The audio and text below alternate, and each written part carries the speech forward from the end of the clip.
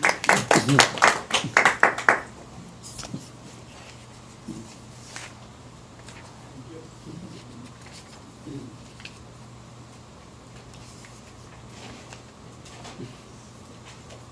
everyone, good to be here. Today I'm going to talk about a topic that is so deeply ingrained in all of us, stories. Everyone likes stories, we like to listen to them, read them, watch them, and tell them. Anthropologists, people who study human societies, their cultures and developments, tell us that storytelling is central to human existence. Thousands of years ago, when fire was invented and when people's bellies were full, they gathered around it and told stories. Stories were used to pass knowledge from generation to generation. In modern world, we consume stories continuously and incessantly in the form of news, social media, TV shows, movies, and in our own stories. At night when we go to sleep, we dream and they have their own stories. Stories are so powerful that they have power to change people, their viewpoints, their lives forever. Let me tell you a story about my experience. I'm not going to talk about the last episode of Game of Thrones. But many years ago, I've never had a pet, and many years ago I didn't even know someone who had a pet. I was in California, I had a colleague. He had moved there from Texas, leaving two of his small dogs with a friend. He would call his friend and talk to the dogs. I never understood that. Recently I came across a story about a family, a husband, wife, and two small kids. They adopt a dog because the husband had a traveling job. While they were living happily, the kids grow up and they go to high school.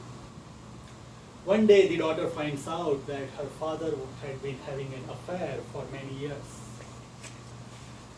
The couple splits up, the husband leaves, the mother and the kids are devastated. They were so much in deep grief that they could not even communicate with one another. The teenage boy who played football was lost without his father. He would sometimes cry for no reason, and the dog would go and lick his hands that did not have any scrapes or cuts. The dog knew that the wounds were much deeper than that.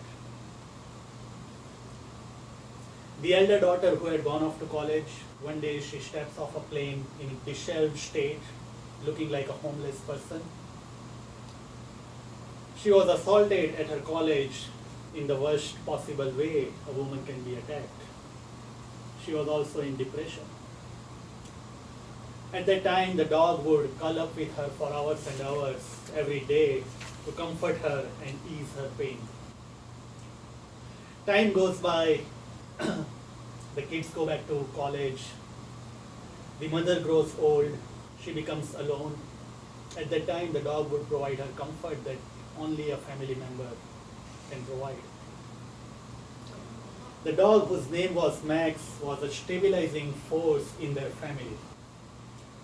Each one of them turned to him when they could not turn to one another.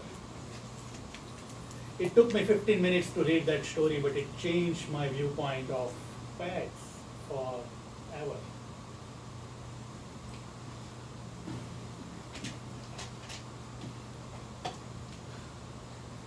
Stories are how we are wired. Stories take place in the imagination. To the human brain, the imagined experiences are processed in the same way as the real experiences. Stories create genuine emotions. It gives you a sense that you are present in that world of the story. And that's why our society needs well-made movies on social issues. Movies like Schindler's List, 12 Years a Slave, Boys in the Hood, they have the utmost importance in our social fabric. There is an old adage that every person has a book inside of them. And that's why it is said, every child is a story yet to be told. Stories, fictional or non-fictional, realistic or embellished with dragons. It's a tool for us to make sense of the world around us. Life is incredibly complex. There are lots of things happening in our environment and in our lives at all times. In order to hold on to our experiences, we need to make some meaning out of them.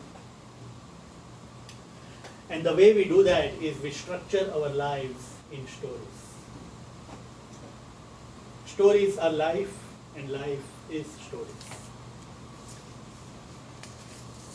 And in the end, I wish you all find enthralling and exciting chapters in your life that you want to hold on to forever.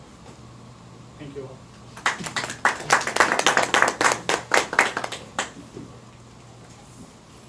Well done, well done. Everyone take a minute to fill out an evaluation form for Sanket's speech.